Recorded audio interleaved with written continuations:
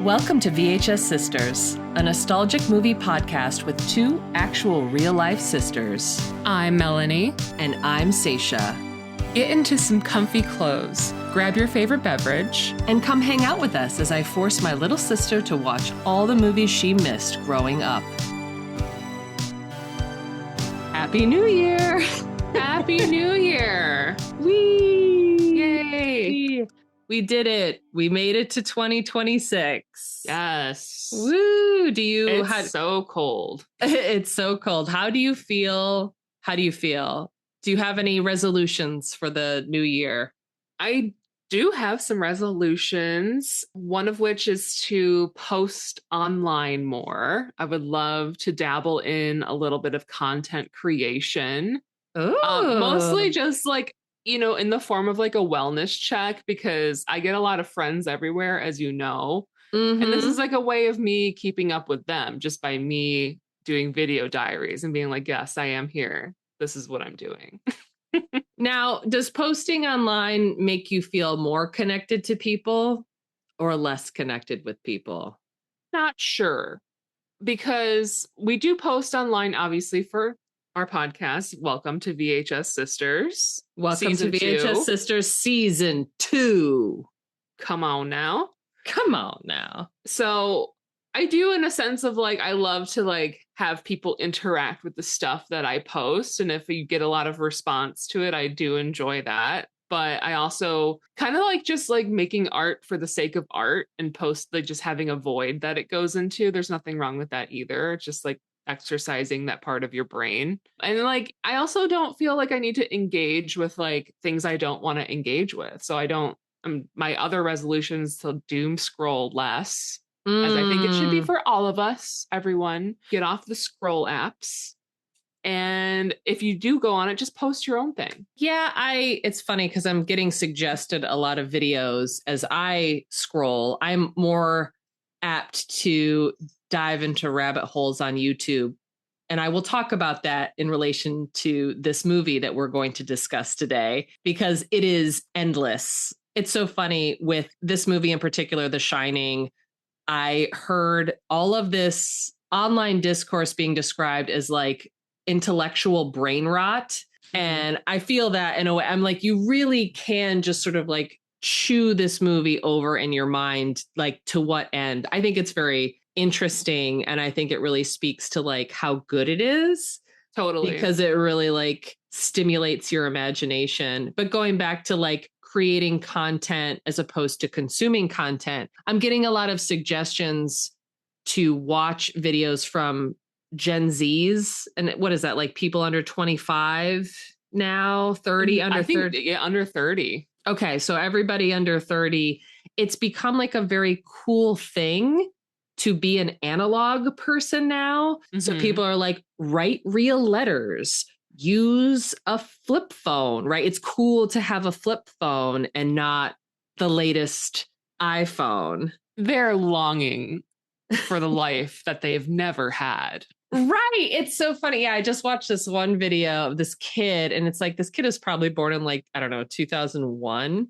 He has no analog memories. Speaking of VHS, being a VHS sister, like he was showing that he had a TV VCR combo. And I was like, Why do you even long for that?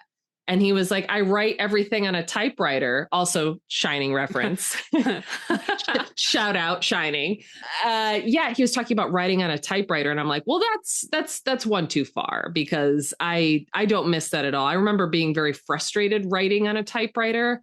Yeah. And when like typing on a computer became a thing, I was like, oh, this is delightful. I don't have to like rip out a whole sheet because I've just messed something up. So I don't know where I was going with this, but basically like.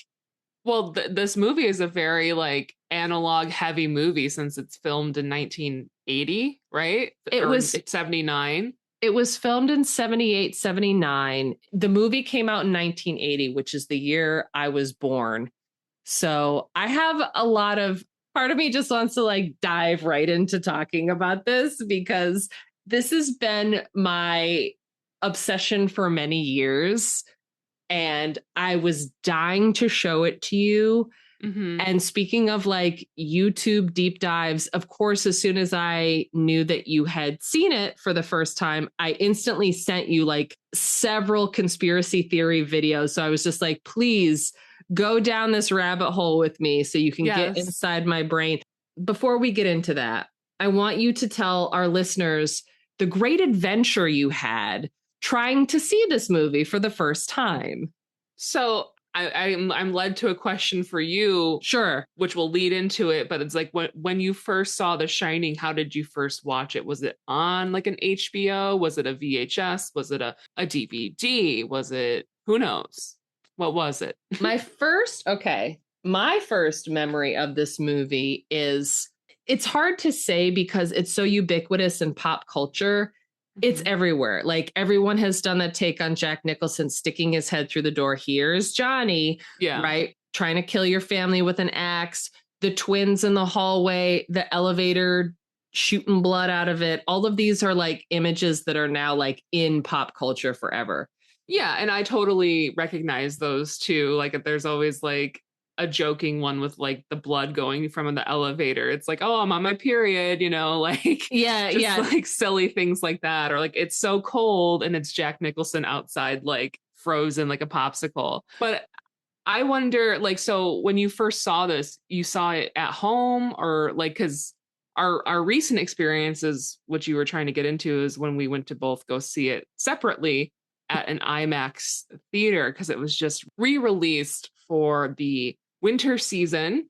And yeah, it was your first time seeing it in theaters, whereas it would have been my first time just seeing it, period. Correct. And I originally saw this. It's funny because most of the movies that I have suggested to you in season 1, I had seen in childhood or teenhood. And I was really trying to rack my brain being like, well, what's the first time I actually sat down and watched this whole thing? Because I remember being afraid to watch this movie. I remember seeing Jack Nicholson's face on the VHS box at the local Blockbuster. And it was like kind of a green cover and you just saw his face, which I think it's like, it was very alluring to me, but also scary. And also it's like a huge spoiler too. I don't know like why that was on some posters. There's a very famous like bright yellow Shining promotional poster, which I think it doesn't tell you anything about it. It's just like a scary face, but it's not his face. So long story short, I didn't see it until like college. Okay. And this may have been, I think I saw it at like a college party. I think I was like drunk or on drugs.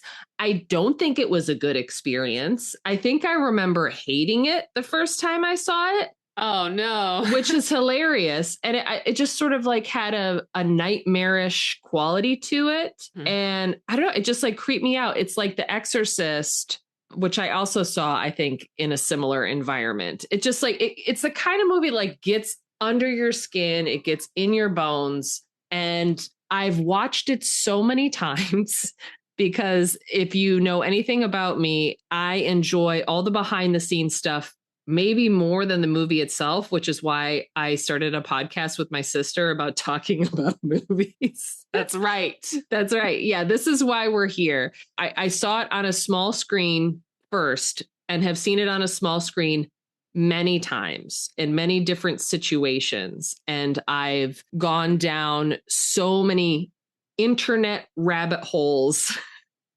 Like I'm talking about Angel Fire websites. I'm talking about YouTube. I'm talking about just Reddit. Oh my God. The Reddit. As soon as we're off, I'm going to send you like 3 different Reddit threads because again, this is really for people who love puzzles.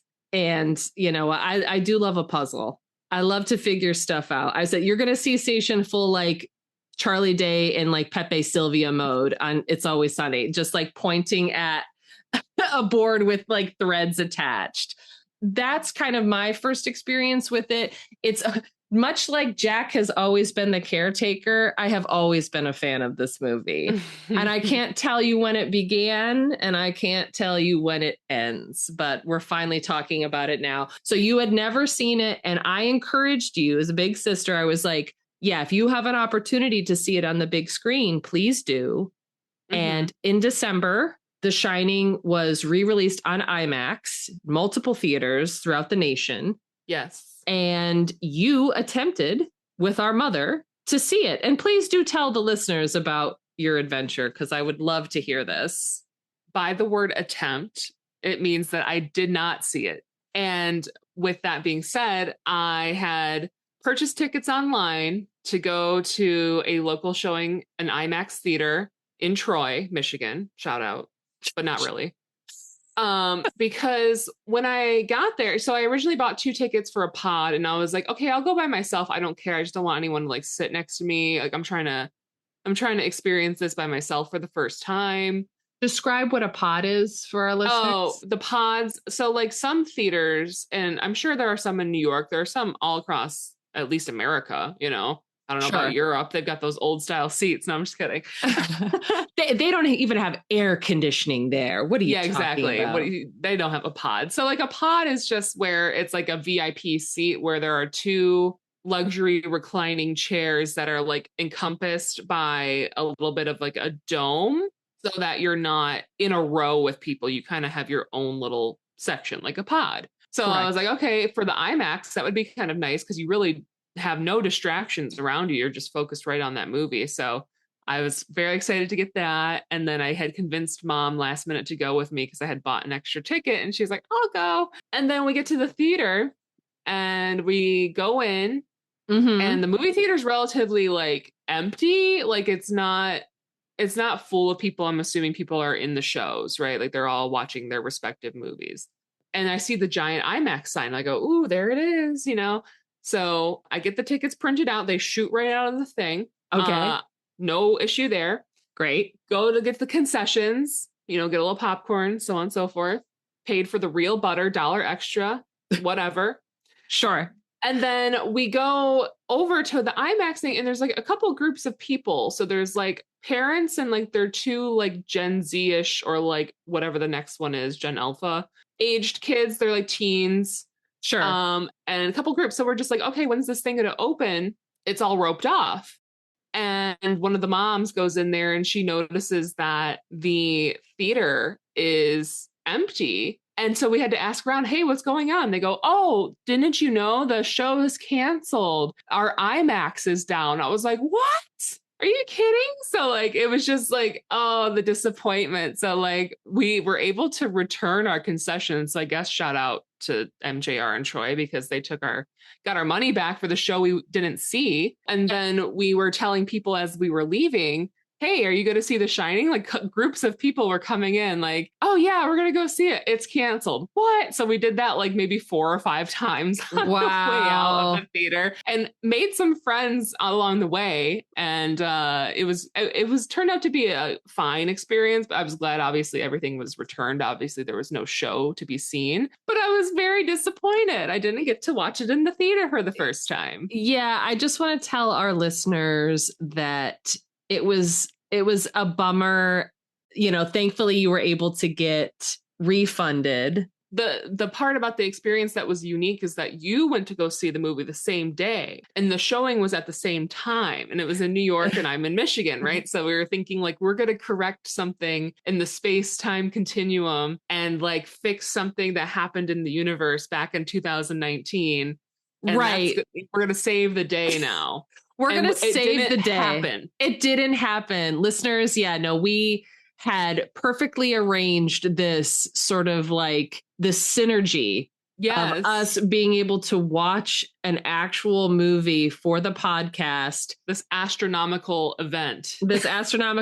And Melanie was thwarted by the MJR Troy in Michigan because their fucking IMAX didn't work. And like I said, you took it like a champ, though, and everybody made the best of it. And it was a bummer. But yeah, the cool thing is that you were able to watch it at home and you were able to enjoy it and take notes, because that was something. So like you said, I also watched it in IMAX in New York City at the Kips Bay AMC, shout out.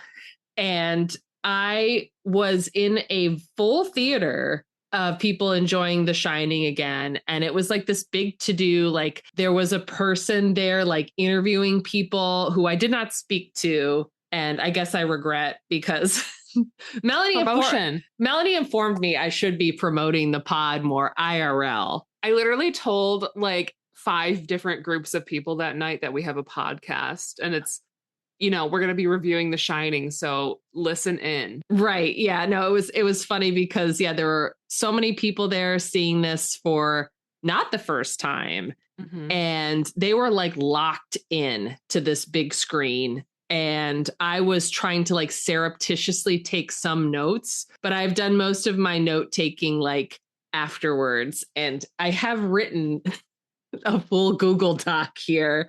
And I don't want this to, I was telling you off mic, something that I really want to change in season 2 is I just want to hear more from Melanie and your film opinions. And it just doesn't have to be Saysha talking about every, you know, it's hard for this movie because this movie is one of my special interests, but I do want to hear a lot of your movie opinions. I was going to say we can go surface level horror movie on this, or we can get so fucking deep. We are down in the depths of the spooky Overlook Hotel boiler room. We're going to do both to the best of our ability. How about that? We're going to do both. And I just want to like, you know, I try not to apologize for very much in my life. But I'm going to apologize to all the Shining super fans out there because I know there's no way to fully do this justice in a casual conversation that we're going to have. It's like there's so many Easter eggs. There's so many like hidden symbols. There's like Jungian like dream work going on, all of the numbers. There's like a golden ratio to this movie that you just can't even begin to get into. Like I could spend like 3 hours talking about like all the art and books that appear in it. And that was one thing that I noticed. I will say this from my most recent viewing on the big screen in IMAX is that I never like sat in the movie so much. I've always seen it on a small screen, and to see it on the big screen, you're constantly pulling focus from the actors and you're like looking back. You're just like, what's going on down that hallway? What is that book on the shelf? What is that picture on the wall? And there's people who take this to an extreme, and we're going to talk about all the conspiracy theories too, because I do feel that like your analysis of The Shining says more about your mental health than the actual movie. That being said, I find it endlessly fascinating. And yeah, that was something if you ever have an opportunity to see this on the big screen, please do.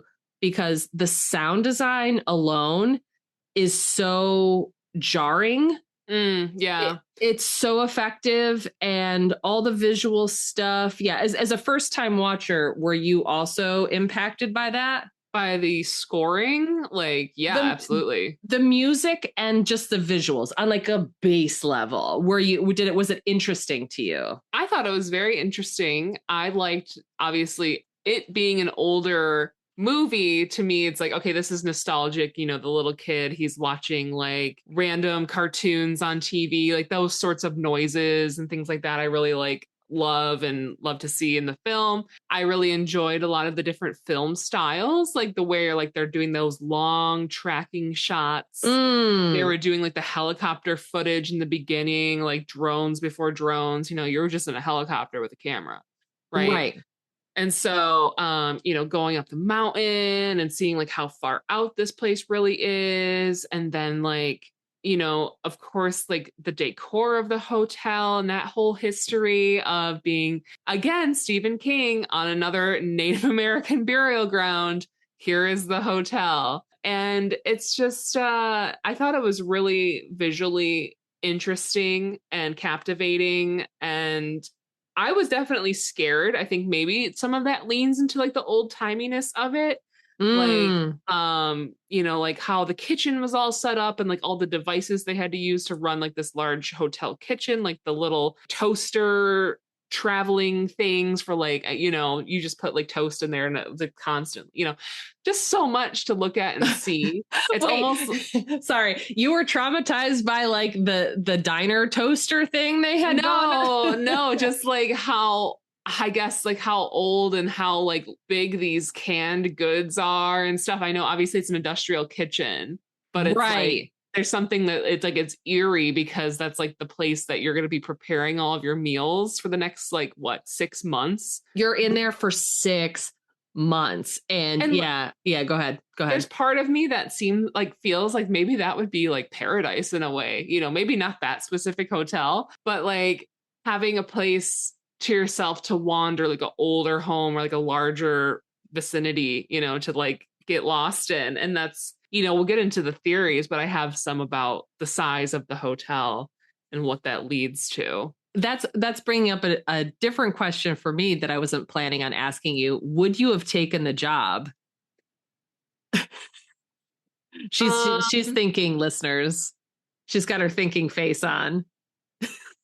Depends on the pay. Yeah, I guess we never talk about, maybe in the book, and we'll start breaking down the differences between the book and the movie in a moment. But yeah, I don't think that they say what his salary is. Like he just goes right to the interview, and you know, it's like they just talk about how you have to be really sure that you're going to do this because you're going to be in this hotel for 6 months. Yeah, you're going to be like snowbound in the hotel. So, yeah, that's one of the first points that Stuart Ullman, who is, I guess, the manager of the hotel, brings up to Jack. He's like, so how do your wife and your child feel about it? This is pretty extreme. And he's like, oh, they're fine with it. It's all good. And you can just tell like he's eager to isolate them. Yeah. And that's like a whole other thing that we can get into, and like the cycles of abuse and how like abuse happens in an isolated place and all this different stuff. Yeah. So you say you might sign on to be the caretaker of the Overlook Hotel, depending like how much we talking here? How much done in like present day? In present day times? Present day, and you're alone by yourself for 6 months. I mean, I could go lofty with it and say I would love, yeah, of course, $100,000 would be great. But if I were to be realistic, I would probably do it for like 50, 40. You would do it for 40 grand? Yeah, why not? What? That's low. 6 months. That's low balling in this economy. I know. I'm saying like if I wanted to be like realistic, like people don't pay for labor anymore, you know? I would need $2 million. I would need $2 million for 6 months of work. Are you fucking kidding me? And then I wouldn't have to work for like a couple years. Right. In this economy. Yeah. Like, okay. It's like going to prison. It's like, okay, 6 months of like being afraid for my life, talking about, we got bloody twins in the hallway. We got gross lady in the bathtub. We got creepy bear.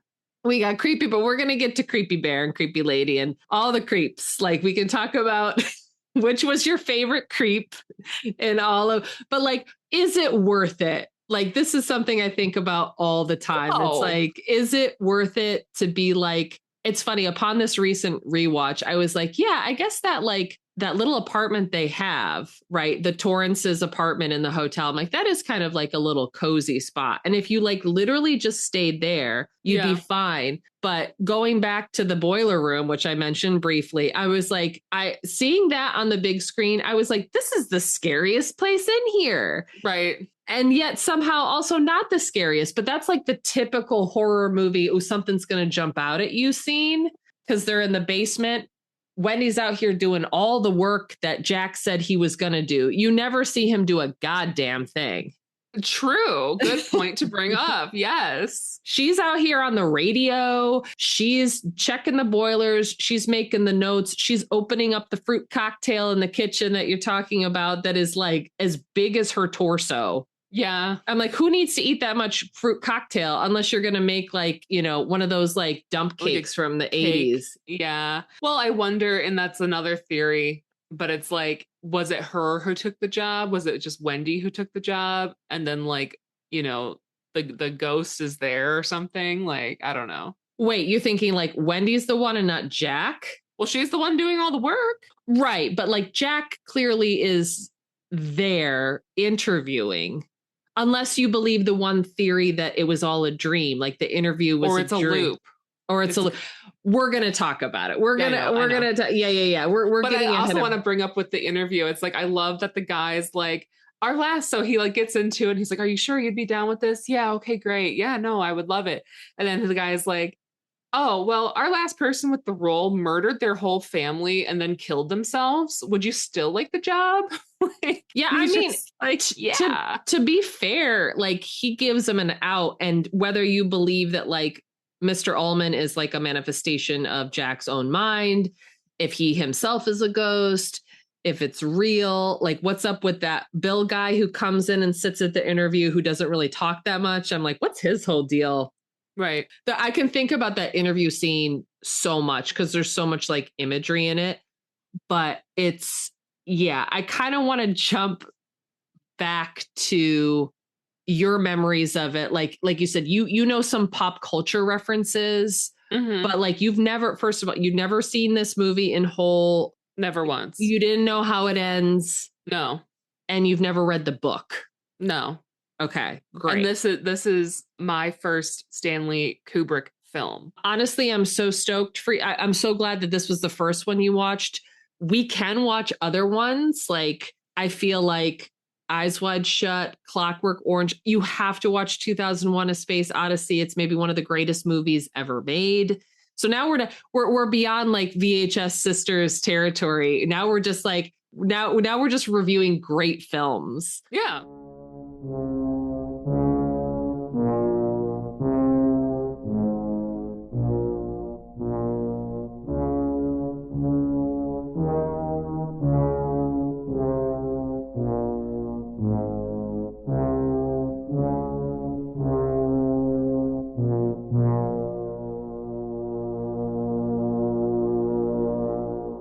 We can sort of segue into Stanley Kubrick himself and like how he wanted to differ from Stephen King, because like you can't talk about The Shining and not talk about its director. And he was just like this crazy genius. Like apparently he had an IQ of 200.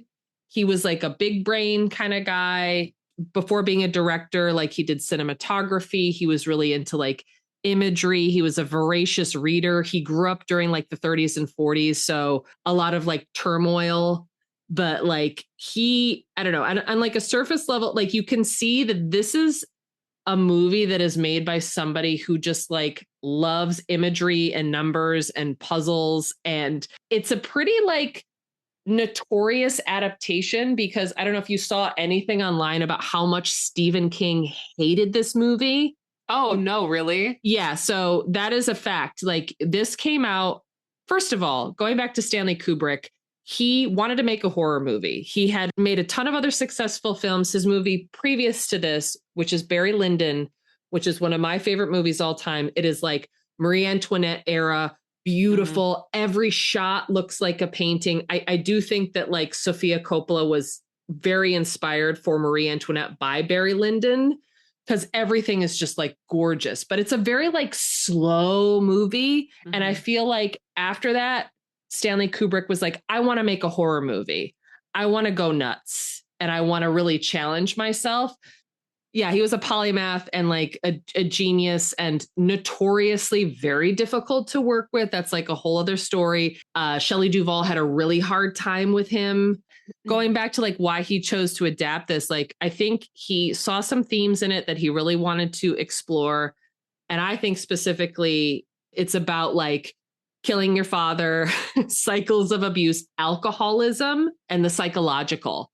Stephen King, when you read the book can be seen as something completely separate from the movie. It is like its own thing. The basic plot structure is there.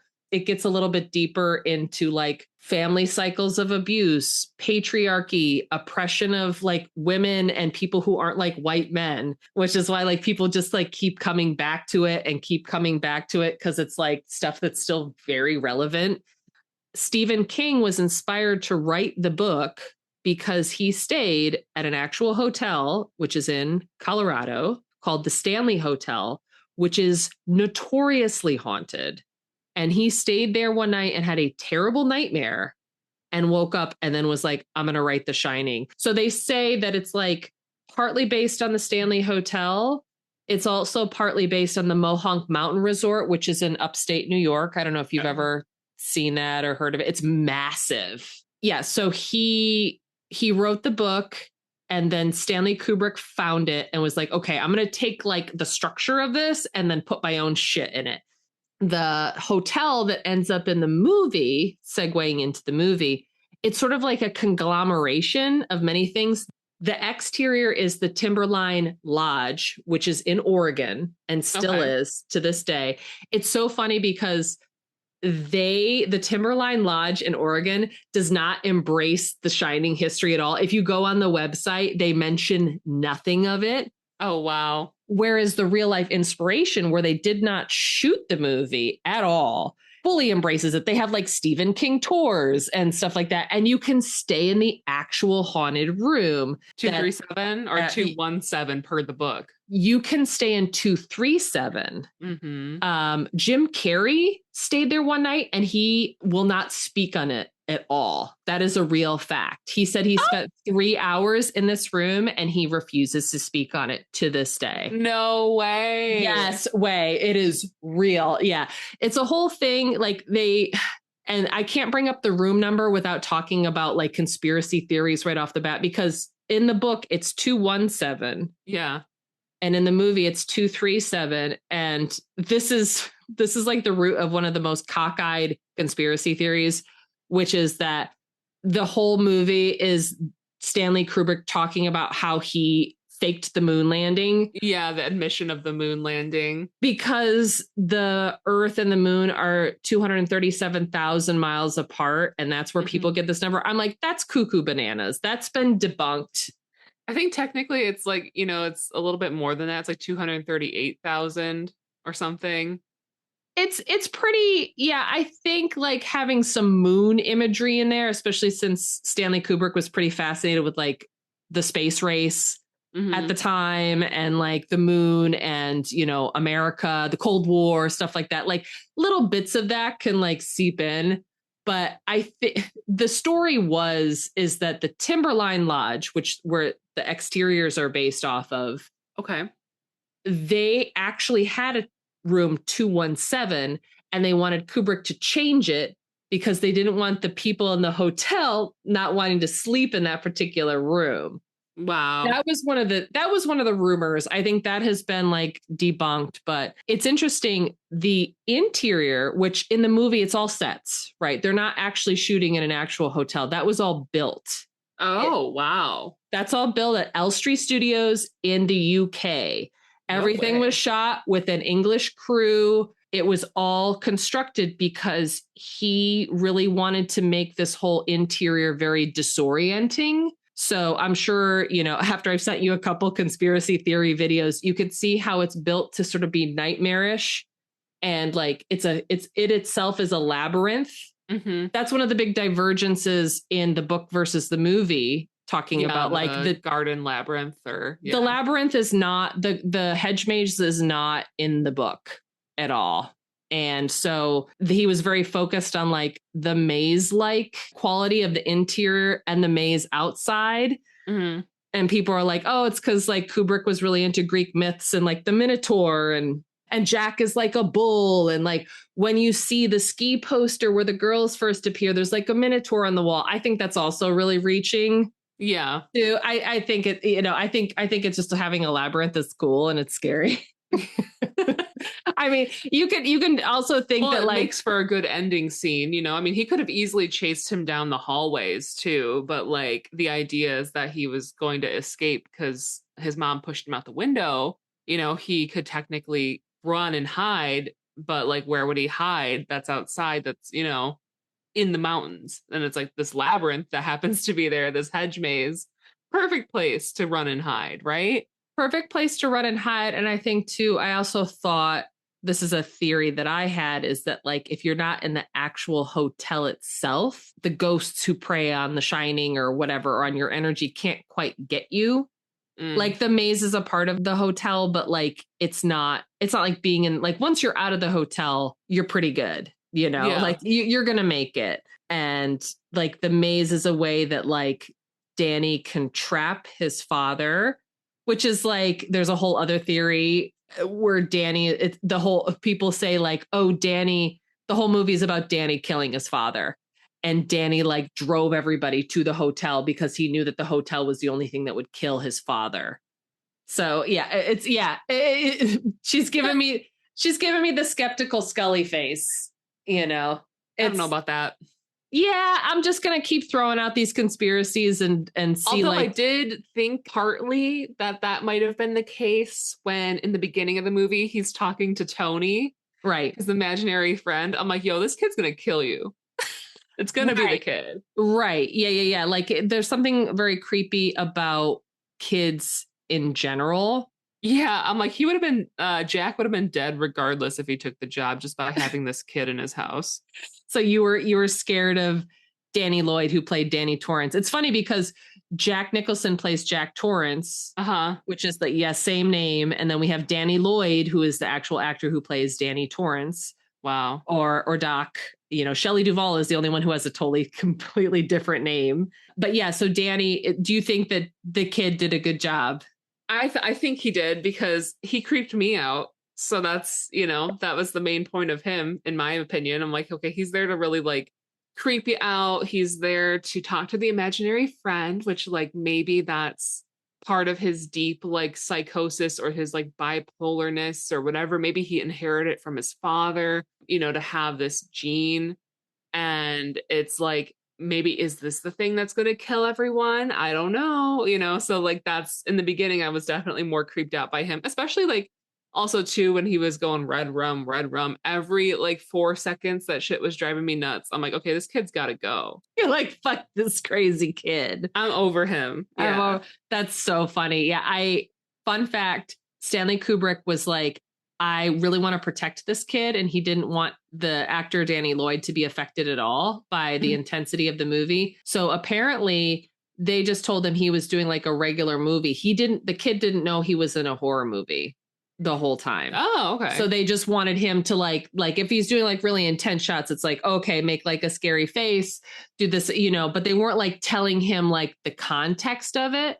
So right. I think not knowing what he's doing and just giving this very pure performance as a kid, I think he does a great job. And he's super cute. He's very like a very like 70s looking child. Yeah. Yeah. It's interesting you bring up like, did he inherit it from his father? And one of the theories that I thought I came up with on my own, but actually a lot of people have this opinion, is that Jack also has The Shining, which is a thing that reappears in multiple Stephen King novels. If you start to get into Stephen King as an author, there are many characters who quote unquote shine and have the gift of premonition or a powerful mind gift. That's like a very like telepathy or something. Telepathy, pyrokinesis, Carrie, Firestarter. He reuses characters a lot. Fun fact, the character of Dick Halloran appears in the book It, who's also a chef. Like he does this a lot. He has like a multiverse. Yeah. And so this idea of shining is like people who experience the paranormal because they've experienced trauma in their lives.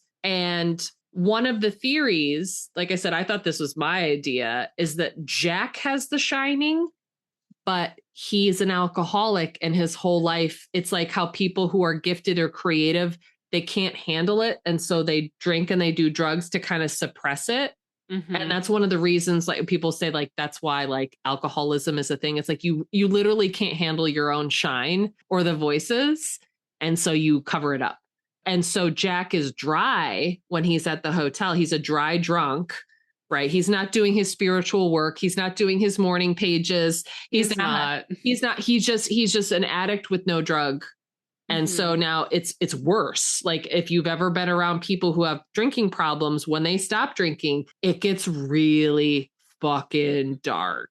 And so, yeah, that was the thing that I was like, oh, so Danny's a kid and he's shining. He's connecting with these spirits or the energy or whatever you want to call it. And Jack is driven crazy by it because he can't like handle it. Yeah, it's almost like a schizophrenic sort of nature, to be able to like talk to someone that's not there and like have these premonitions and all of this stuff. It's just like, it's so funny that the word for it is to shine. And that comes from, this is great because it's kind of segueing into a couple different interpretations of the movie. Do you know where the term shining comes from? No. So the term shining comes from the John Lennon and the Plastic Ono Band song Instant Karma. And the chorus is, and we all shine on, so I don't know. Have you ever heard that song? No. Okay. I have, but I just have to listen to it. Yeah. Yeah, I'm sure you've heard it, but it talks about like, the shining is this sort of like spirit. It's funny because there is an internet theorist named Joe Girard who has this very famous website called I Scream, which is like I like on your face, I Scream. And it talks about how you can play the album Abbey Road with The Shining and get like synchronicities linking up, just like with Wizard of Oz and is it Pink Floyd? Dark Side of the Moon. Dark Side of the Moon. Yeah, I love that. I was like waiting to hear that theory when I was watching these videos, and I'm like, what's the album it's going to link up to? Because I'll totally watch that. Yeah, and it's like there's a lot of theorists who like it, that one in particular, the ice cream guy, who is like, and I'm going to link all of these cuckoo banana videos in the link because these are not like my original theories. They have been talked on and chewed over a million times. But yeah, they said, Abbey Road, the Beatles were also obsessed with like numbers, the way that Kubrick was obsessed with numbers. I don't know if you like noticed all of like the numbers and the combinations of numbers in this. Yeah, some people were talking about that in the theories too. I wasn't quite picking up on them, like with like, all of it seems like it ties a lot to the moon landing theory, where it's like, oh, like 39 is this, and the day that this happened was all these number 42 is like him wanting to make like a Holocaust movie. And I'm like, I don't know about that theory, but I definitely think having retribution for white man's crimes on a Native American burial ground, right, like having them be the ones who are preyed upon, because someone had brought up that the other gentleman, the older black gentleman, I forget his name, the chef of the Overlook. Yeah, Mr. Halloran. Mr. Halloran. So he has the shine as well, right? Correct. But how come he was able to like live and work in this hotel? And I think it's because maybe it's like the empathetic nature of like slavery and Native Americans. Like, it's like they can kind of like break bread over the fact that they were both abused by white men and white cultures. So it's like, that's interesting. He can shine in the building and not have consequences. Whereas like when the white families come in, like Mr. Grady and then, Jack and his family, it's like they reap the consequences of it. I don't know. That's my theory. It's interesting. Yeah. It's like you said, like Dick Halloran is allowed to be there by the hotel because he's also a person of color, and, maybe the Native American spirits who like create all of this strife in the hotel. Right. They're allowing him to be there. Yeah, I think there's a lot of different theories about that. Somebody in another video essay was like the hotel itself can't harm Mr. Halloran, but Jack can. Fun fact, in the book, Dick Halloran lives. He does not get killed. Oh, man. So people were just like, yo, Stanley Kubrick, you mad racist. Like, why do you have to kill them? Like, also, not to jump ahead too much, but that whole saga of him like going all the way to Florida to his regular house and then like having to go all the way back. And it's really just like a plot device so Wendy and Danny can like get out at the end to bring like another snowcat is just wild. So yeah, I think it's interesting. Yeah, I was like, and now I'm thinking, I'm like, so was Mr. Halloran there when like the one caretaker went crazy, like back in 1970, whatever, when they killed his daughters, his two daughters, which is funny too, because like he says that the daughters are 8 and 10, but when they're showed murdered, they're clearly twins. Yeah, one looks a little bit taller. Maybe they're usually if they're twins, they would be identical if they're the same sex. Right. So it's like, with that being said, maybe one's a little bit taller than the other one, so I guess they're sisters, and maybe they just wanted to dress them as the same thing because that was the fashion, at the time, like dress my kids all the same. Right. Yeah. Like conformity. Yeah. There's a lot of choices made. And I think the bottom line with the whole like Stephen King versus Kubrick thing is that like Kubrick was like, this is my fucking movie. I'm doing my thing. Yes, I'm using your setting and your book and everything, but I'm using this as a vehicle to, maybe talk about the Holocaust, like you said, maybe talk about the genocide. Out of all the theories, I think the Native American genocide stuff is the strongest because this place is literally packed with Native American art. Yes, that's what I'm thinking. And it's like he's throwing the ball, like hitting it against the wall, like against the art. It's like you're waking up like spirits, man. Don't do that. Yeah, you're being disrespectful. Yeah, the interior, I don't think I said this when I was talking about the hotels because I talked about the Stanley, which is the IRL inspo. I talked about the Timberline, which is the exterior inspo. The interior inspo is an actual place too that you can stay in Yosemite Park. It's called the Ahwahnee. Okay. And I'm going to send you, there's shout out to another YouTuber I really enjoy called Walk With Me Tim. Do you know that guy, the British guy? Yeah. So he goes to like fancy hotels. He goes to Dubai. He goes to like, all these fancy spots, haunted hotels. And he's got a couple of videos. He stays at the Ahwahnee and the whole interior lodge is like identical to the movie. So if you want to have like that IRL, like interior experience, that's where you go. It's very expensive. I think it's like $900 a night or something. It's crazy. But yeah, you go and you're just like, okay, I'm in The Shining. And I don't think that they like advertise it either. Like you can just walk in there and be like, oh, I'm in The Shining. The only hotel out of all these hotels that like Kubrick was inspired by, the Stanley is really the only one that they lean into. And it's funny because I think the Stanley Hotel is a little salty that Kubrick didn't want to use it because the Stanley Hotel itself is just like this old school, like Victorian looking hotel. It's like what you would think like, oh, haunted house. Right. It's a typical thing. They used the Stanley to shoot the much less good 1990 miniseries of The Shining, which I was talking about with Mom, because when we've been talking about The Shining a lot lately. And she's like, oh, have you ever seen the miniseries? And I'm like, it's bad. It's one of the worst things that's ever been made. And Stephen King wanted to have another version because he hated Kubrick's version so much. He was so resentful that like he did his own thing with it. And there's, one more thing before we start to like really break down the whole summary plot of the movie and hear what you thought about it. There's a particular point in the Kubrick movie where Dick Halloran is driving back to the Overlook through the snow and he sees a semi kind of jackknifed in the snow. And underneath it is a red Volkswagen Beetle, which is crushed. And so in the book version, the Torrance family, they drive a red Beetle. That's their car. But in the movie, they drive a yellow one.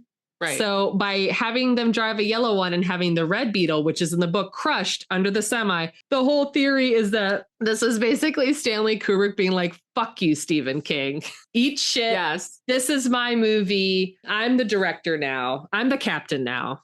And I don't want your stupid story getting in the way of my awesome movie. So, which is, honestly, it's pretty bold, but yeah, I just thought that was a very funny, it's kind of, there's a lot of little jokes in this movie too. I think that's the thing that like keeps me coming back to it. Like it's terrifying, but there's also parts that are like insanely funny to me. Did you see like any humor in it? Or were you just like what were your general feelings, I guess, like watching this? It seems like you were irritated by the kid.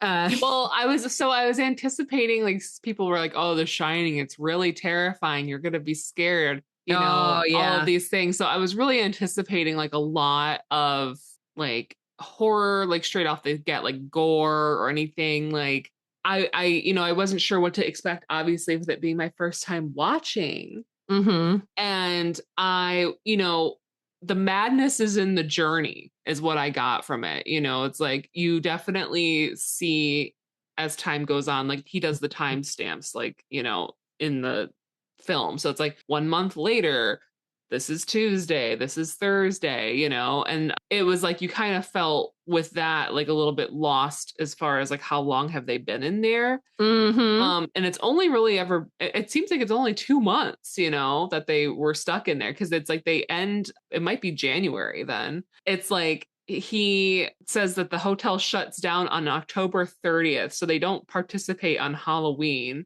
And then they got to get that shut down before Halloween. Yeah, I guess, because that's when everything pops off, you know? So it's like they got to get out of there. And I'm like, to me, I'm like, it's such a red flag that you couldn't even get any of your like other employees to do this job, or like have someone like rotate, you know? It's like no one else who works at this hotel, all the people who are like manically like cleaning up to like get the heck out of there, they're all like, we're not going to do it, you know, and we have to hire a complete outsider to do this job, which I'm like, okay, red flag. But it's like the journey of it, like, you know, Jack Nicholson doing the iconic Kubrick stare, you know, where he's like peering out into the winter scene and just like slowly slipping into madness. I think that, you know, when I had watched a theory video too, or just like a explanation video, it's like, in the book, it's like it's probably more detailed of like how long he's been doing this. It's like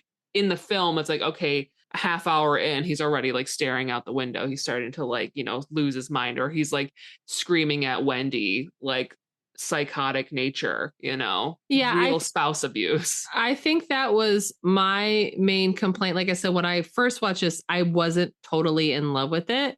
But it's grown to be one of my favorite movies. And I think my main complaint is that Jack Nicholson is too crazy right from the get. Yeah. He's completely fucking psycho. And he was Kubrick's first choice. I think they were in talks with some other people. I think they were speaking to Robert De Niro. They were speaking to Christopher Walken.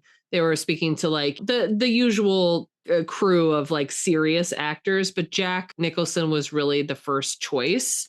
And like nothing that Kubrick did, as we've kind of touched upon before, it's like nothing he did was by accident.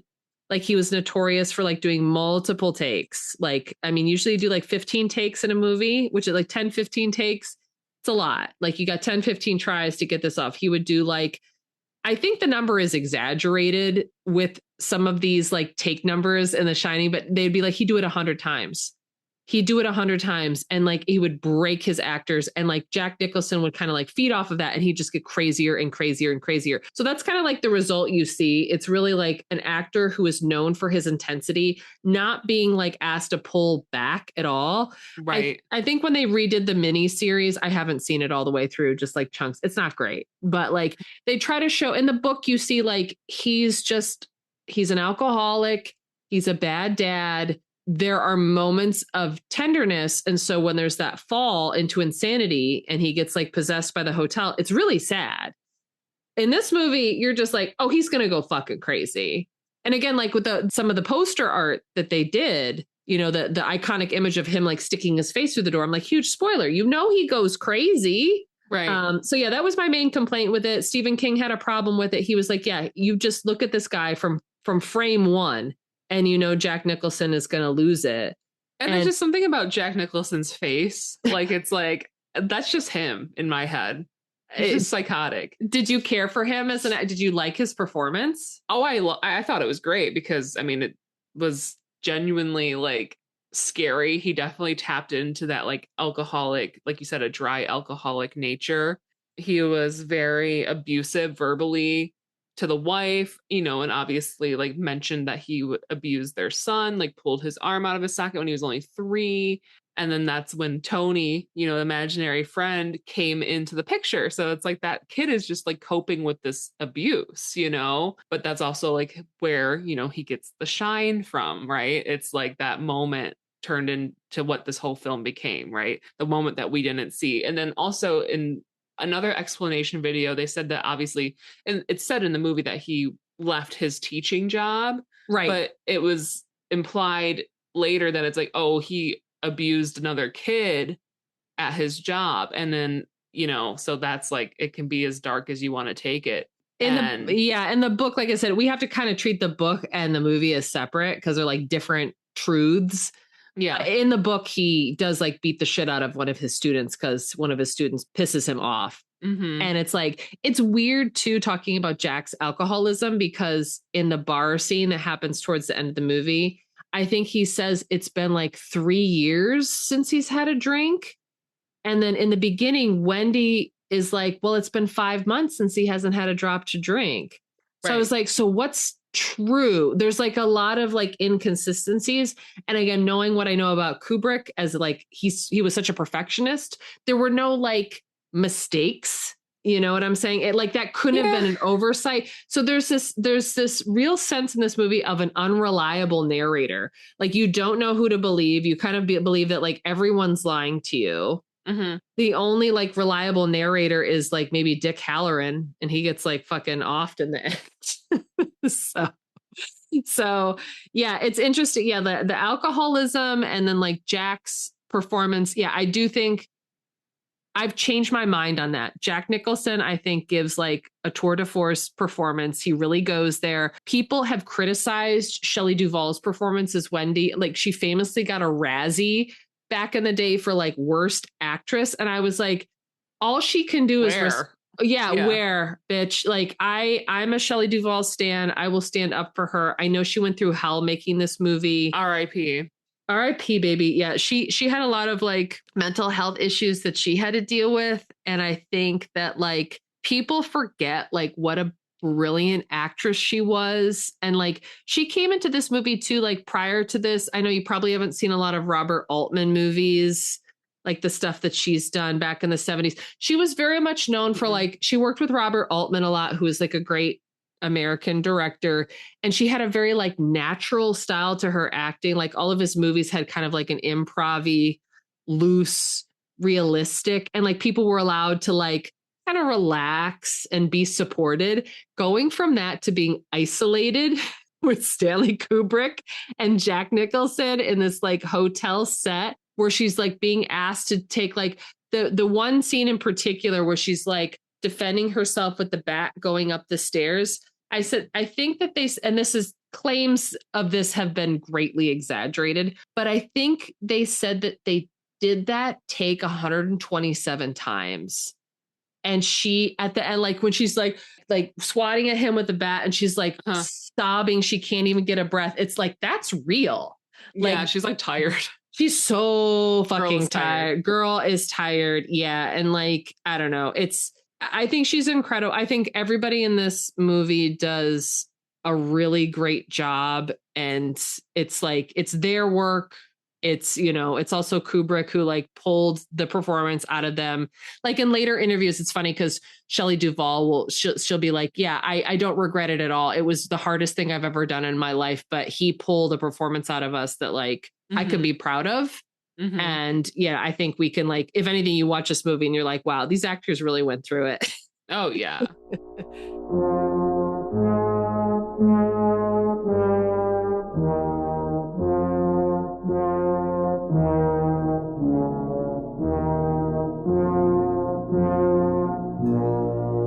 I want to touch on the theory that Jack is actually, and this is like some dark stuff. So like a trigger warning, we're going to talk about child abuse. So if you don't like that, please turn this off right now. There's a lot of theory that it's not said outright, but it's insinuated in the movie that Jack has sexually abused Danny. And that really sticks with me because it's like in particular the way that like when Danny confronts Jack in the bedroom and he like holds him on his lap and the way he's holds so him. Uncomfortable. Yeah, so the kid is just uncomfortable. Like going through it. Yeah, 100%. Yeah, it sends chills up my spine. There's a lot of like, there's a theory that is planted in the movie with the Playgirl magazine that Jack is reading in the lobby in the beginning. So I don't know if you clock that at all. Yeah, someone alert. I didn't clock it because it wasn't like super clear. Right. But like in another, again, a video where someone was explaining the iceberg theories, you know, that was one of them, that he's potentially gay. Which I'm like, I can see and also not see. Like maybe he's bi, bi erasure. Yeah. No, I said the exact same thing because they're like, well, what if he's gay? And I was like, well, he wants to make out with that woman. And they're like, how can that happen? I'm like, have you never heard of a bisexual man? Hi. You can like both. Right. You can want to like kiss a man and also kiss a rotting woman in a bathtub. Rotting woman. Yeah. That the old granny at the end who like gets him. I know. Yeah. But yeah, I totally in this abuse theory. I mean, I totally buy it. And in my thought was also like maybe that's what he was doing with the student as well. Oh, yeah, interesting. Because like people like tolerated like what is it? Is it called capital punishment? What is it? Like corporal punishment? Yeah. So like when you're getting hit by your elders or your teachers, like that was totally chill back then, so like maybe it was something darker that let him lose his job. Right. So that was my thought too. I definitely touch on that, and it's obviously very dark and very sad, and like again, it's a film, right? So it's just like you're watching the kid's reaction. His like child acting was so great for that scene that made me kind of think the same thing. Yeah, he's not comfortable, and you never see Danny and Jack alone, I don't think, except that scene. I'm like thinking now, I'm like, does that happen? Yeah. I think that's the only time that like they interact in that way without Wendy also being there. Because usually it's Wendy and Danny together in pretty much everything, like having a snowball fight, going through the maze, hanging out in the apartment. It's definitely present there. And it's like the Playgirl magazine theory too. It's not just because he's reading a Playgirl, but also there's an article on the front. It says which is about incest. Yes. And that's like a rabbit hole where my mind starts doing backflips. I was just like, why would Stanley Kubrick have that? Because again, nothing like, it's not just like, again, sometimes a cigar is just a cigar, right? Maybe that's all they had. Yeah. But that is so like, he's a person, like he would have placed like every single book means something. I'll show you a couple websites where like it breaks down like what is every single book that appears in this movie. What is every single piece of artwork? You can really, again, totally brain rot yourself on this movie. And, or you can just appreciate it as like a spooky ooky horror movie that is very effective. You can do the thing where they say you should mirror form it. Did you see that on the internet? Saw where they should say that you should watch it backwards. You should watch it backwards, but you can also overlay it. So they have a version called a mirror form, which it's playing front to back and the images overlay each other. And when you do that, you see a lot of crazy shit. Like when Jack is in the bathroom talking to Grady in the red bathroom, what happens on the other side of the movie is that the girls are being murdered. The little girls in the hallway. So you see during that conversation with Grady and Jack, that's the scene where Danny sees the murder twins in the hallway. So it's like I was just like, honestly, this just sounds like a cool thing to have on at a party, projected on a wall. Yeah. Like I want to have the Shining party because that sounds cool to me. Yeah, there's so many. Yeah, we're just really, this is just an opportunity for me to like introduce more internet conspiracy videos to you. I love it, honestly, because I do love a rabbit hole. Yeah, it's like, I'm trying to like, now that we're talking about conspiracies, I'm trying to think of like my favorite ones. Oh, there's one that like, did you notice all those stickers on the bathroom door in the beginning? Yeah, the kid's bedroom door, the dopey sticker disappears. Or right. Yes. Like now yes. He's been enlightened. And I'm like, well, technically, if he's had this imaginary friend since like the time that his dad abused him, has he always been the dopey one? I don't know. He's not dopey in the sense that he's ignorant to the hotel anymore. Now he knows about the hotel. Sure. Yeah. No, it gets a little like, it's fun to think about. Some are food more food for thought, but some hold more water. I think number one, the whole thing of like genocide is huge. So genocide of whether we're talking about the Jewish people and the Holocaust, or we're talking about Native Americans being slaughtered when the white man came to the Americas. I think that holds a lot of water because I think just knowing what I know about Stanley Kubrick, I think that is absolutely one of the more valid theories for sure. Like, and there's things too, like I said, with the interior of the hotel, how it's so Native American influenced. And then there's like that one point where, you know, Jack in the famous bar scene, he's like, white man's burden, Lloyd, white man's burden. And he just like comes out of nowhere. And I was just like, stuff like that. I'm like, why would he say that there? Right. You know, it's like, yeah, that is the thing that people say about like drink, right? Like alcohol. I don't know. I feel like the things that people say and the thing that he shows you, I don't think everything means something, but I think some things mean something. 100%. 100%. It's just one of those films that, again, it warrants a rewatch. Mm-hmm. It's something that you could just deep dive on. And like you said, too, it's something that like when it first came out, it bombed in the box office. It wasn't really as received as it is today. And like within the last 20 years of people like coming up with these theories, it's a classic for a reason. Yeah, I don't think it was like so much like, I don't think it was like a financial bomb, but it was not well reviewed. Right. Is the thing. Like it kind of critically failed and people they didn't get it. And like people who love the book were like, this is not the book. It's like completely different. So he was doing his old take. So people were, you know, the purists were kind of pissed off. Yeah, it's one of those movies that you, if you choose to, can watch numerous times. And even, like I said, even upon this most recent rewatch, I was like, wow, I still have stuff that I'm noticing. I wonder, so like you said in that scene too, where, you know, he's chopping through the door, they did it 127 times, you said? No, not the chopping through the door. The notorious retake scene was when Wendy is defending herself going up with the baseball bat. Yeah, and she's like, get away from me. Get away from me. My thought was like, I wonder how many doors they went through during the chopping scene.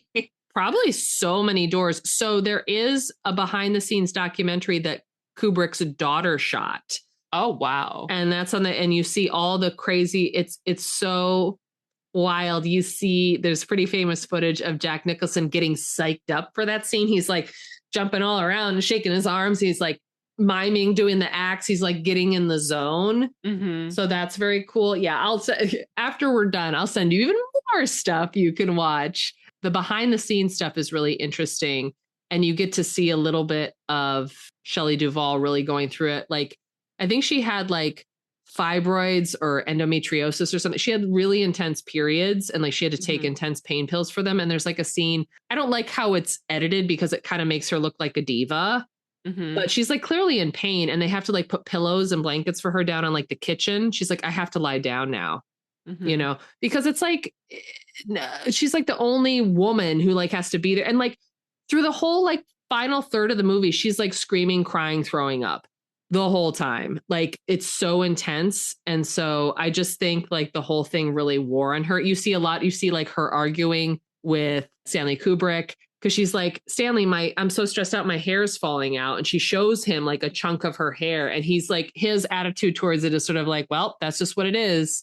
And like, also as a creative, I'm like, I get it. Like everyone here is trying to make a movie and we're trying to get this done and we don't have time for this. But also like, be nice to your coworkers. I don't know. Yeah. But have some empathy. But also like there's a thing that people were saying like they just wanted her to be stressed out all the time because that's what her character was supposed to be. So it was like this method approach. I think it's fucked up. But, you know, it's like, I don't know. All we have left is the movie, you know? I love, so then I was thinking of some other funny scenes that you were mentioning. Is anything really funny to me? I love when Dick Halloran is on his way up to the hotel. Yes. And he's like on the phone at the airport talking to the guy at like the rental company. Yeah. And he's like, yeah, they became some unreliable assholes. Yes. Yep. There's a lot of dialogue that's just sort of like, I don't know if it's intentionally funny or unintentionally. Yeah. I was finding myself laughing a lot during this recent screening. And I have to say, I was like the only one who was chuckling at certain parts. And the audience around me was serious as a fucking funeral. And I was just like, come on, guys. You know that like it's like funny in the sense that like you're like all work and no play makes Jack a dull boy. It's so funny. I also think like the quick cuts to like the title cards where it's like Monday, Tuesday, Wednesday, because sometimes they'll be into something and they'll be like, yeah, everything's great. And it's like Monday. And I think of that like, I think of that like all the time, like, oh, it's just like going to work, like Monday, right. Like, you know, it's that kind of like gonna messed up happen on Monday. Right. It's almost like a melodramatic, like it's like the sting of the visual plus like the very dramatic music, which like, can we say like all of the music in this is like fucking crazy good? Mm-hmm. Like maybe that's my favorite part. I don't know. They use a lot of incredible symphonic music, like really dissonant music. There's a lot of like chanting underneath, like a lot of like voices. The main theme is famously written by Wendy Carlos and Rachel Elkind, and it's a take on Dies Irae, which is like the funeral march. You know, it's like the symphonic funeral. Like everything is like some spooky, ooky musical motif. So it's very like, even if you don't know that, I think you can recognize that like it's giving you like a feeling of dread. And it's giving you like, uh-oh, or at least like if you weren't like scared by the movie, you can be like, oh, something's going to happen. Oh, 100%. I mean, like, I love the noises. Like, there's even moments where it's like, say, when Danny's looking at something, they're using like almost like a glockenspiel, like to like drum up the music. Like, it's like more childlike. And then there's moments where it's like they're just like scratching on like metal. You can just like hear it. And it's, oh, yeah, that part gets me. Yeah. Were there any parts of The Shining that actually did anything jump scare you? Did anything freak you out? Were you like peering behind your fingers like Danny was? I mean, when he's riding his tricycle and he's like happening upon the twins, that definitely was a jump scare. Predictable, as you know, that is kind of like an iconic image from this movie. But I was thinking also too with like the bathtub scene with the old lady, that definitely got me because I was like, oh, I had no idea she was going to turn into this crusty old dead lady in the tub. Like, man, she's oopy and she's goopy. And you know what? That's her. Yeah. The whole visual of room 237. Mm-hmm. That whole room is so fucking unsettling. So talking about like production design, that just the colors, there's like too many patterns going on. That bathroom, that green bathroom. People have recreated and made their bathrooms look like that. That's how much they love this movie. I'm like, I would never take a bath in there. I'm sorry. I'm good on that. I love the coved tub. I will say, like having that like inlet where the tub is sitting, that is kind of nice, but maybe not in that color scheme.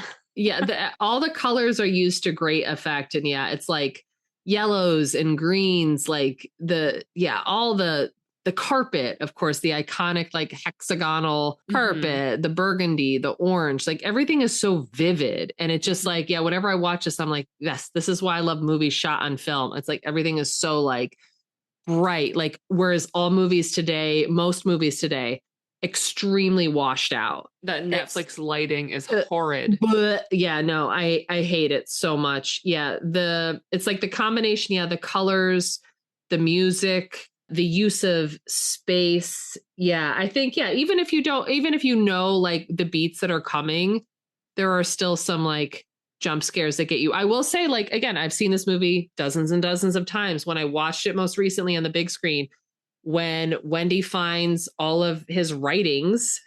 Yes. He's working real hard. He's working real hard. Yeah. Honestly, there's a lot of like Jack Ryder stuff that I really relate to in this. And I was just like, yeah, gotta look busy. Gotta look like I'm writing my novel, but it's so like, there's a shot where we assume it's from his point of view. And then he kind of slides out from the shadows to like observe her from behind the pillar. And that gave me a chill. And even like, I knew it was coming, but to see that on the big screen, it's like, ooh, he's been watching you the whole time. And if you have, if you get freaked out by liminal spaces, like this is one of the most liminal movies. Like, oh, you Gen Z kids talking to you who like analog again. Yeah. You like liminal? This is the movie for you. This is totally the movie for you.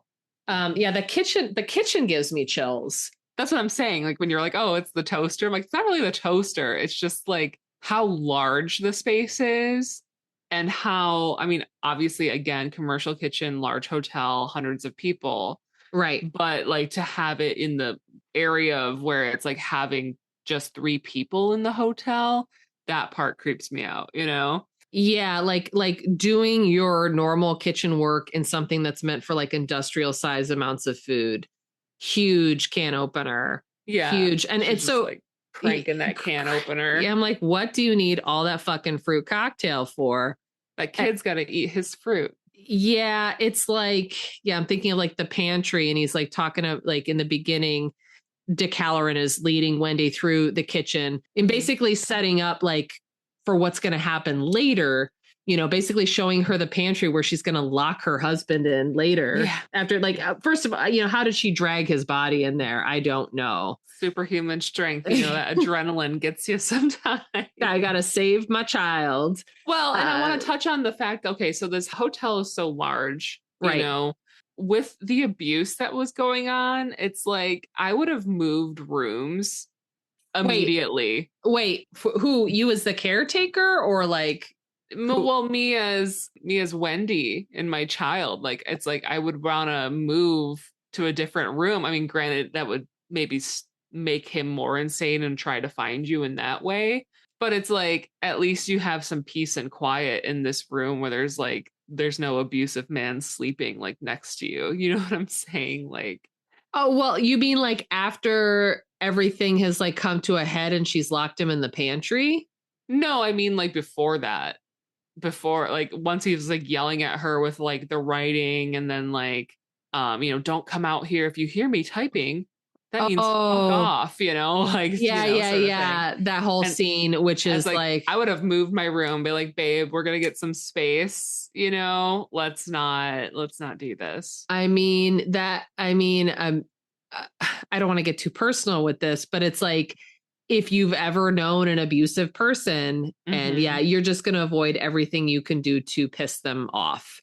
True. So I think just by like, yeah, I think moving rooms just like justify it from her point of view. She would have tried to maintain the status quo as much as possible, and then just like pretend that everything's okay. Like, oh, sorry about that. You know, like, what are you going to do? You have a you know, a fucking psychopath who can like kill you, who's like physically larger than you. Yeah. You know, Wendy, you got to do your push-ups. Yeah, Wendy. Well, she was, because she was dragging that body. Yeah, I was going to say, like, where'd she get that superhuman strength from? Like, what the heck? Yeah, Wendy is like, she has no choice but to just sort of like go along with it. I just thought it was funny, like towards the end where she realizes that like Jack has gone crazy. She's locked him in the pantry. And then he's like, oh, you're going to have a real surprise. And then she goes out and looks at the snowcat, which he's like chopped the engine on.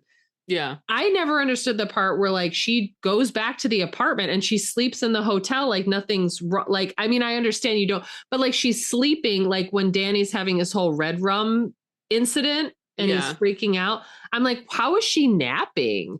Like, I would be tired. I guess. I'm like, I would be so key. I mean, I guess we have different stress responses. True. Because I would have been like packing my bags. And it's like, okay, how are we going to get out of here? Like, yeah, we don't have the snowcat.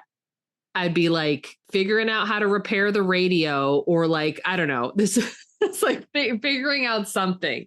Well, she really genuinely thought that like he was going to cool off, probably. Maybe. Yeah. She wasn't like expecting like, I don't know. Yeah. Maybe she didn't understand, like she understood that he was the threat, but she didn't understand the supernatural threat, because I don't think she experiences the supernatural until like the end. Yes. And it's funny because it's like he does bring up in the beginning how she's a fan of horror movies and things like that.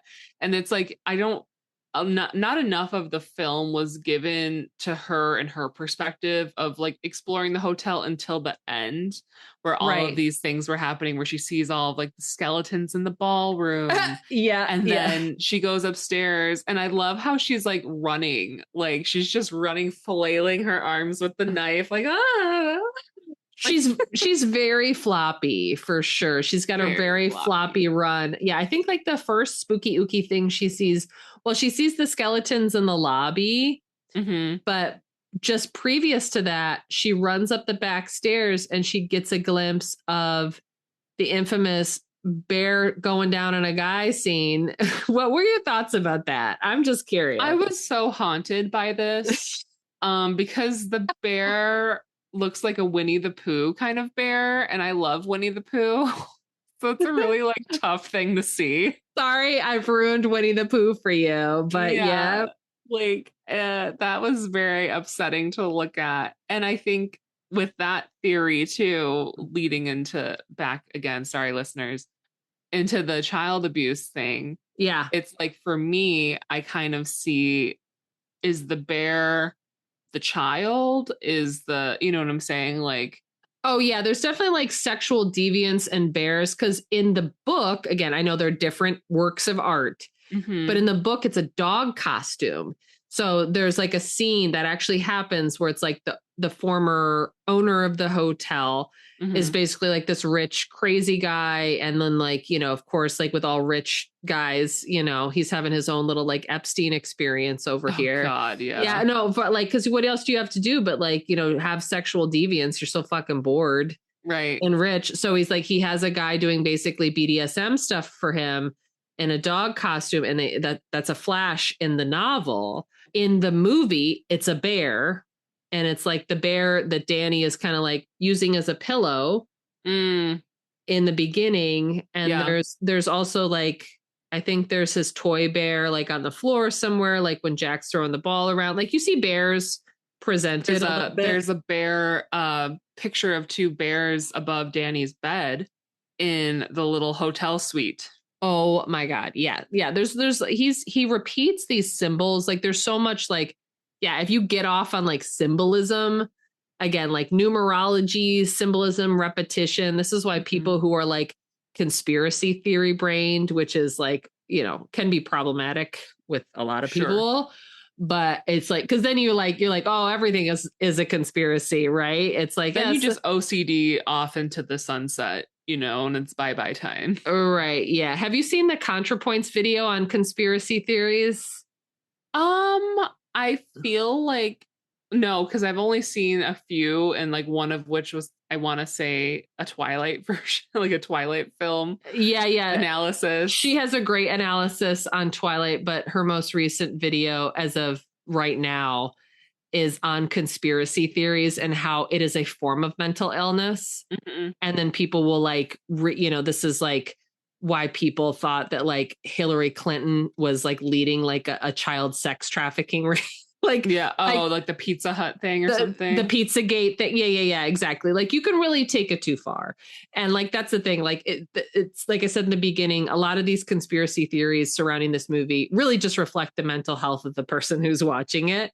But I do think, yeah, there's some stuff in there. I think the bear stuff holds water, and just like the choice of like making the sexual deviant guy a bear does mean something. It is such a jarring image in that I think of like all like the freeze frames you could do in this movie and just like put up the picture and be scared by it. Yeah. And like, that's the one, like, it's like the bear who's like, and he's like, he must be like giving a blowjob to the guy on the bed. Like he's got his ass flapped down, but I'm like, how is he giving a blowjob through that mask? Like, yeah, that teeth mask, like gnarled teeth. Yeah, I'm like, it's such a fucked up looking mask. It's like all these old Halloween photos you see of like the 60s and 70s, like when our mom was growing up. I'm like, what is this cursed costume that like your parents spent money on? This is fucked. Like, what was your childhood like? Oh. Just nightmares of the past. So nightmare fuel. Yeah, I don't know. I'm trying to think of like other conspiracies we've missed. I have some. Okay. So, let me hear it. I heard that, the hotel is hell. Jack is Oh, potentially the devil because at the end, that twist at the end where you see him in the photograph of like 1921 4th of July party, yep. the way he's standing with his hand and his arm extended is like a Baphomet sort of Yes. look. And it's Mm-hmm. like, okay, is he the devil? Maybe. Well, there's a part where it's in the movie where he makes a Faustian bargain. He sits at the gold bar and no one's there. And he goes, he's like, I'd sell my soul for a glass of beer. And then someone appears in front of him and is like, Yeah. oh, would you like this? And that's a very Yeah. classic, like meeting the devil in the crossroads. What would it take for you to sell your soul? So he basically made a deal in that office. He makes a deal in the office too. Yeah, you're right. There's a lot of like wheeling and dealing. Yeah, he made a contract. He's so upset at Wendy because at the end she's like, we could just leave.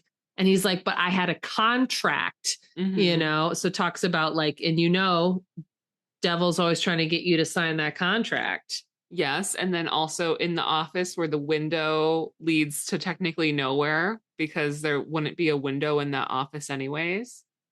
Yeah, the office with the window that shouldn't exist, that is like surrounded by like all the subliminal imagery, the tie that Jack wears in that interview scene. I don't know if you clocked this or if anybody told you this. No. The pattern on his tie is a labyrinth. Oh. Yeah. Bill Watson, the former caretaker, the guy who just like sits there and says nothing. Mm-hmm. Halfway through the interview, his pants change.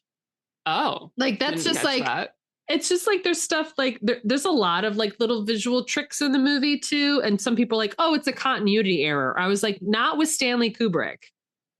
Okay. That's not how this guy worked. Like if you could peer into his mind, there's like famously like archives of like all these like notes and diaries he had. He's passed away now, but his estate has like thousands and thousands of boxes of journals. And it's funny because I was saying to Ryan, because I notoriously also have a lot of notebooks, and it's like, I don't handwrite as much as I used to. Now I'm like a notes app girl, unfortunately. But if you could open my notes app or you could look into any of these notebooks, you would have me committed to an insane asylum. But I'm just saying, like, that's my external hard drive for my brain. I have to get stuff out or I would go crazy. And I was like, yeah, I have like a couple boxes of like old journals. Fucking Stanley Kubrick has like thousands. Right. Like that's how much his mind was turning with ideas. So going back to the whole like, oh, it was just a continuity error. I'm like, I don't believe that for one fucking second, because he was so detail oriented. There's like that one confrontation scene where Wendy is like, so why don't you read me what you're writing? And Jack is like, well, will you come in here? You're interrupting me, and there's a chair behind him that moves the whole time. And it's just like little haunted house stuff like that. And I was just like, I love that shit. Like in this age of like cheap jump scares and like, ooh, like, look at this, it's going to happen. Like little subtle stuff like that, you remember. And like, that's the kind of thing you're in a house. If you've ever been in a haunted house, I know I have. That's how the house fucks with you. Because it's little stuff. You're just like, I did put that there. Right. And this picture was on this wall. This picture was on this wall. Right. And they do that all the time. In The Shining, they do that all the time. The art moves around. The chairs move around. I have another theory. Yeah. Go for it.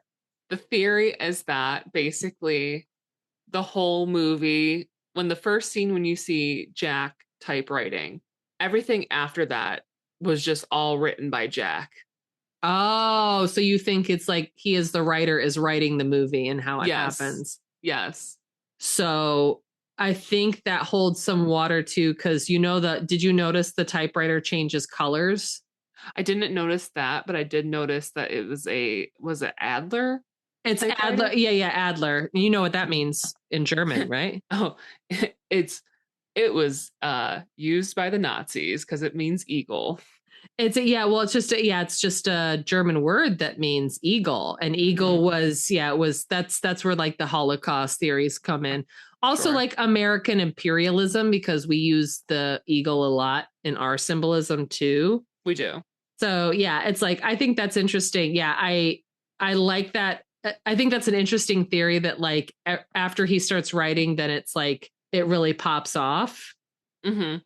And yeah, it does change colors. The typewriter, you can notice that on your rewatch.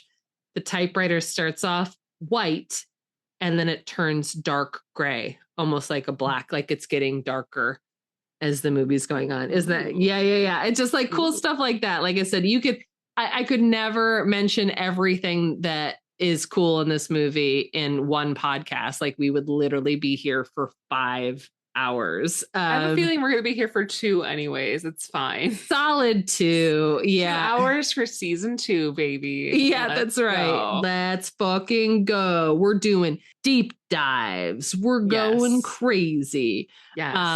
Yeah, like all that being said, like, were you satisfied like with the ending, like how it all shook out? Well, I was happy that Wendy and Danny got away in theory, right? So they technically left, which is great. And the frozen face scene, it's so funny because I've seen that before, like numerous times, like on the internet, but never really knew that it was from The Shining. Oh, okay. So I was like, oh my God, there's that face. That's like that funny frozen Jack. And I guess it's good because it's like, I mean, for me, it's so cold out there and he's running on all this steam, you know, and he's like, he has a head injury, like a full on like open head injury too, because he was bleeding. Right. And it's like, you're going to slow down and tuck her out at some point. And he did. And he ended up, you know, dying up there. I was totally fine with the ending of the movie. I can't say that like I was at the point where I'm like, how is this going to end? When's it going to end? Like, it's long. It's very long. Yeah. It was like 2 hours and 25 minutes or like 2 hours and 30 minutes long movie. So, and then like, isn't that pretty much it? Like, I mean, I forget what else happens if there's anything. The famous ending is like, yeah, after everything pops off with Jack, I guess like the inciting action towards the end is when Danny is strangled by the woman in room 237, or he comes out with bruises. Mm-hmm. Sorry, we're just going to summarize the whole end of the movie. Sure. Jack gets accused by Wendy of strangling him. He doesn't know how to respond to that. He goes to the gold bar.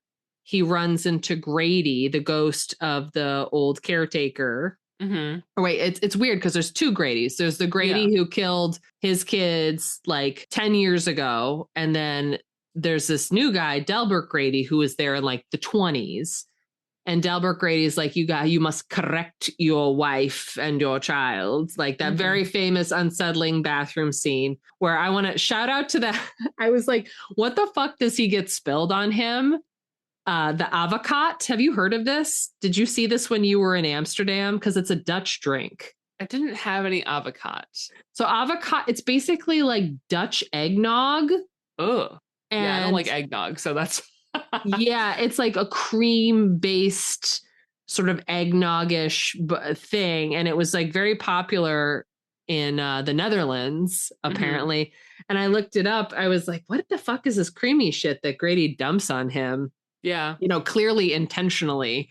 And the avocat was seen as like this thing that like people would drink to help them speak well. It was like the word avocat also means in Dutch lawyer. Oh. And so it's like you would drink it if you want. And I'm like, that would just glork me right up. I don't know about that. Like, I don't want that dairy in my throat. I guess maybe it's like to speak freely because it's alcoholic. Well, it was supposed to like smooth your vocal cords. I just thought that was interesting. Like, that's the choice of thing that he dumped on him.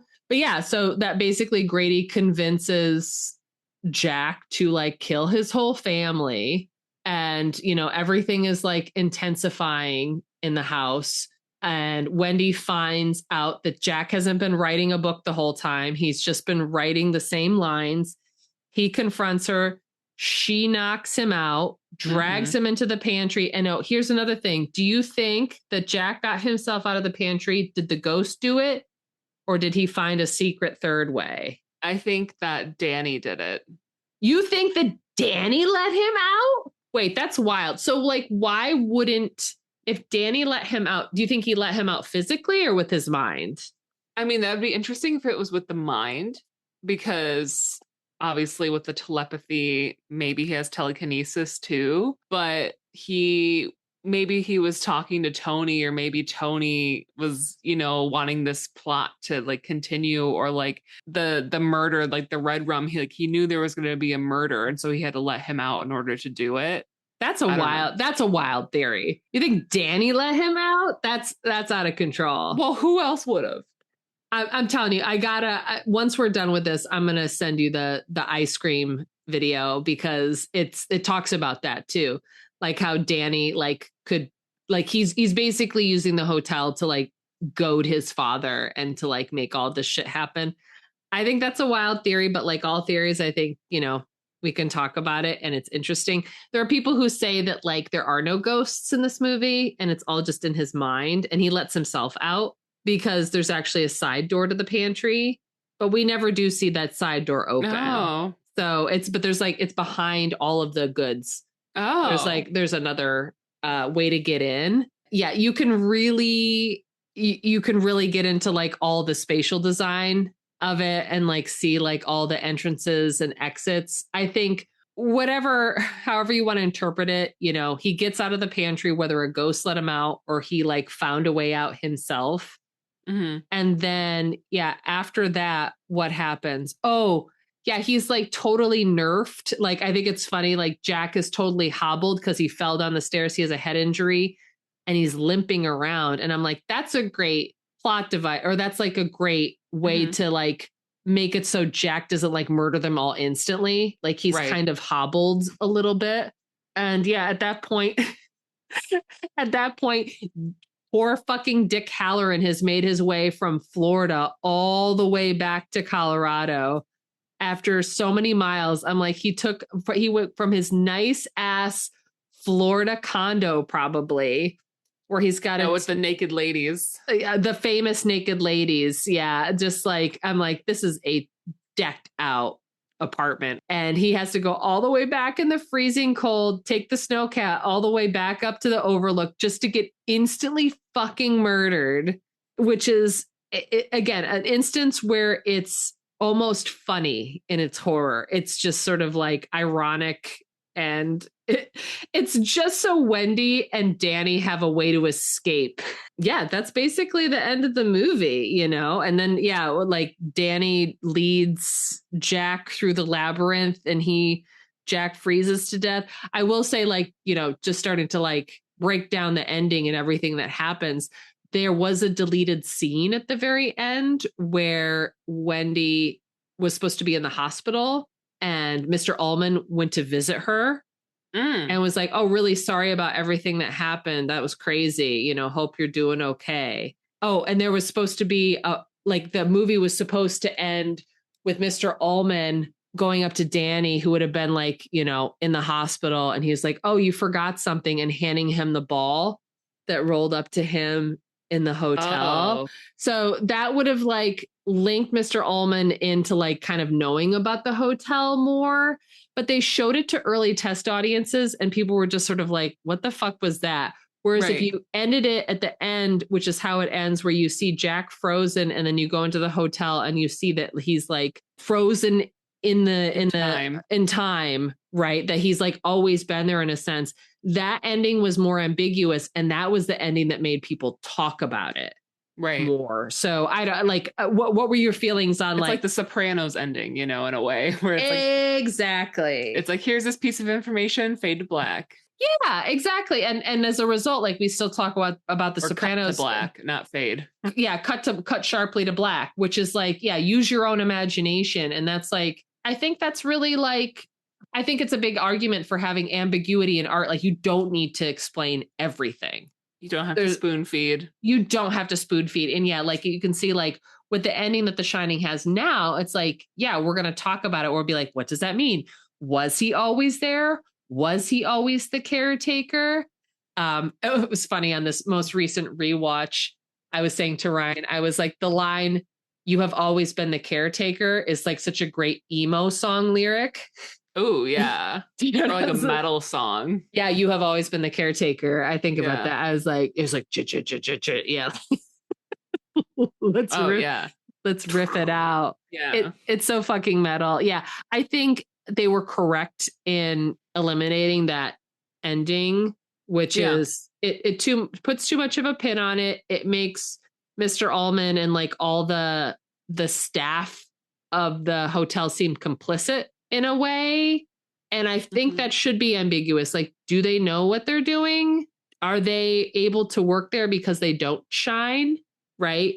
It's like it's like, you know how some people like they just sort of block off psychic energy, and then some people are really open to it and really vulnerable. The only person who like was able to shine and work there for so long was Dick Halloran, but it's just because like he was special, I guess. I don't know.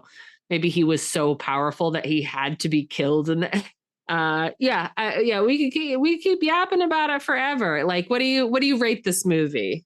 I would, so when I first finished watching it, Sure. before I got into the theories and before I got into everything, I was like, okay, this is a solid, like, for me, like a B, because it's good. It definitely scares me. The alcohol abuse and the psychological abuse was like a lot to handle. And then for the end to kind of like be like where it was, you know, I was like thinking, oh, okay, this is kind of like, you know, it's all right. And then I go, oh my God, will you see the picture of him, you know, at the end? And I'm like, oh shit.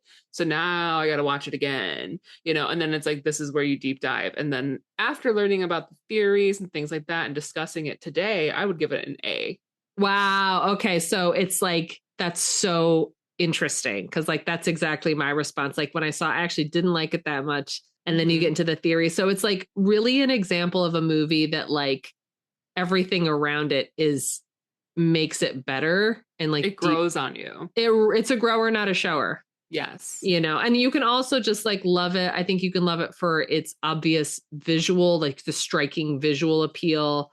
Like that carpet is so iconic. People have made clothes out of it, art about it. People have designed their houses. And yeah, it's just like, yeah, people are obsessed with this movie. It's a 45-year-old movie. It's as old as me. It's, you know, it's my movie in a way. Like anything that came out the year that you were born is your movie forever. I feel forever and ever and ever. Oh, we've talked about this in other pods. Would you go to the Stanley Hotel IRL? She's got her thinking face on again. Is this the one that Jim Carrey stayed in and had, you know, won't talk about it? Yeah, that's the one. That's the one right there. No. Okay, so it's in Estes Park, Colorado. Uh-huh. And you can actually go there and you can stay in the Stephen King room and do the whole thing. So yeah, I'm gonna send you some links and you can make your own decisions. You can do your own research. Like, I'm happy to look at it and like go on a tour, but I don't think I would spend the night. There are people who pay extra to stay in the haunted room. But yeah, that was the room. Yeah, Jim Carrey notoriously. This is, I mean, it's an internet story, so who knows, but he apparently spent only 3 hours there and is like, I don't want to go. I don't want to talk about it. Not only do I not want to be here anymore, but I don't want to talk about it. Wow. And I love him. So I'm like, okay, I have to respect him in that. Yeah, I think he's very, he did the work for me. He did the work for you. Yeah. I think the Ahwahnee Hotel in Yosemite is like gorgeous. It also definitely has like a creepy vibe and also like you're in the interior of The Shining. But I love lodge type hotels. I love the Pacific Northwest, Northern California. It's just a vibe. So I feel like, I don't know. I would love to go to any hotel is my takeaway. Just any hotel. Oh yeah. Another resolution for the year is to travel more. Okay, great. So, you know, maybe hit one of these hotels that we've mentioned in these past videos or these past podcasts, I should say. Yeah, absolutely. Yeah, we can stay at any of the Shining hotels. We can stay at the Witches Hotel. We can stay at, what other hotels were there? Well, first of all, we need to go to Massachusetts and go to Louisa May Alcott's Orchard House. Oh, we can definitely go to Orchard House for sure. That's like not too far from here. Mm-hmm. And we can go look at history. Yeah, most of these movies that we've seen, most everything that we saw in season 1. And if you haven't caught up on season 1, everyone, please do. Now's the time. Now's the time. What else are you going to do while you have all of this liminal time in the winter? You know, maybe work on that novel, maybe listen to a couple pods. Clean your house, declutter your house, and listen to some pods. Yeah. And get some inspiration for travel plans. 100%. You must. You simply must. Yeah. Anything else? Anything else you want to talk about The Shining? Yeah, my theory, my takeaway here, yes, is that men and children will be the death of you. Don't get married, anyone, and don't have a child. First of all, yeah, you got to really vet who you're going to marry because, my God, yeah, you're going to pick this abusive alcoholic man. No. It just goes to show, like, you can't come into a relationship with a low self-esteem thinking that somebody's going to fix you. Or a baby's going to fix the relationship. It's not. The baby's also going to be bipolar, you know? You could have a baby that's going to kill you, you know? It happens all the time. Mm-hmm. Yeah. Did you know that Stephen King wrote a sequel to The Shining? I did not. Well, he wrote a sequel. Is it Dr. Sleep? It's Dr. Sleep, yeah. Oh, okay. So Dr. Sleep is this. You haven't seen that movie, have you? No, but they said it's basically just like The Shining again. It's The Shining again, and I think it's definitely worth a watch. I have not read the book, but I hear that I know in the movie that they answer a lot of the questions and then they address. It's funny because as much as King hated the movie The Shining, he acknowledges the movie in Dr. Sleep. There's a lot of things he puts to bed too. I think, without getting too spoilery about it, he really leans into the idea that the hotel itself is cursed. Okay. He's really, it's like the Pet Cemetery thing. He's really into cursed locations. The town is cursed. Derry's cursed. Pet Cemetery is cursed. It's the hotel. It's like he loves places. So he's like, yeah, this earth is sour, right? Yeah, the soil is sour. The soil is sour. You built it on in an Indian burial ground. You cannot do that. I'm sorry. Don't do it, Whitey. Don't do it, Whitey. Yeah, and everything in America is stolen land. So we'll finish this pod with a land acknowledgement. Yes. We're just gonna say we are all immigrants. Mm-hmm. Okay. If you aren't an immigrant, then your parents were, and then if not, your grandparents or your great grandparents were. And if you came over on the Mayflower, you're responsible for the genocide of a lot of people. So don't go out here claiming that you own anything is all I'm saying. There you go. White man's burden.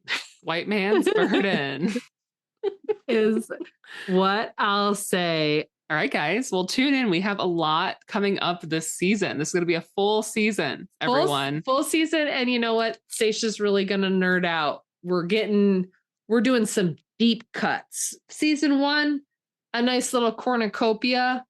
Season 2, we're going deep. We're going deep. Deep dives. Grab your scuba gear and, like in the Jaws podcast, there's going to be some jump scares happening. There's going to be jump scares. Yeah, that's it. See you next time. Yeah, see you next time. Bye. Bye. Thank you so much for listening to this episode of VHS Sisters. We hope you've had a fun and cozy time. Please consider liking, leaving a review, and following us on your podcast platform of choice. If you'd like to chat with us, please email us at VHSsisterspodcast@gmail.com. Love you. Bye.